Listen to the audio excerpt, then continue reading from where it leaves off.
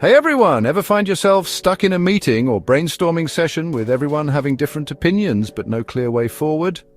Enter Edward de Bono's 6 Thinking Hats, a groundbreaking method that helps you approach problems from different angles. This method ensures thorough analysis and creative solutions. So let's dive in.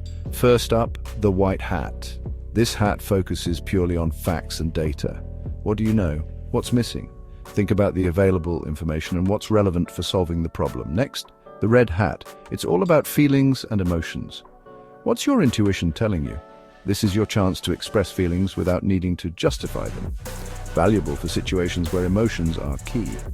Then comes the black hat, representing critical judgment. What are the risks, problems, and weaknesses? It helps highlight potential obstacles and challenges that may not be immediately obvious. Now let's put on the yellow hat. Focus on the positive aspects, the benefits and value of the idea. It's about thinking optimistically and finding solutions that could work, even when there's uncertainty. Switching to the green hat, this is where creativity and out-of-the-box thinking come in. Generate new ideas, possibilities, and alternatives. This hat encourages innovation and fresh perspectives, so let your imagination roam. Lastly, the blue hat. This one is the organizer.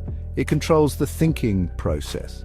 It manages the flow of discussion, ensures the process stays on track, and decides which hat to wear next. Think of it as the meta hat for structure and organization. The beauty of the 6 thinking hats is that it lets individuals and teams separate different types of thinking. You can switch hats as needed, focusing on one perspective at a time, making sure every aspect of the problem gets attention. Why use it? It encourages structured thinking, helps prevent groupthink, and stimulates creativity and practical solutions. So, next time you're tackling a challenge, consider the 6 thinking hats. Which hat will you wear first? Thanks for watching. Don't forget to like, comment, and subscribe for more insights. See you next time.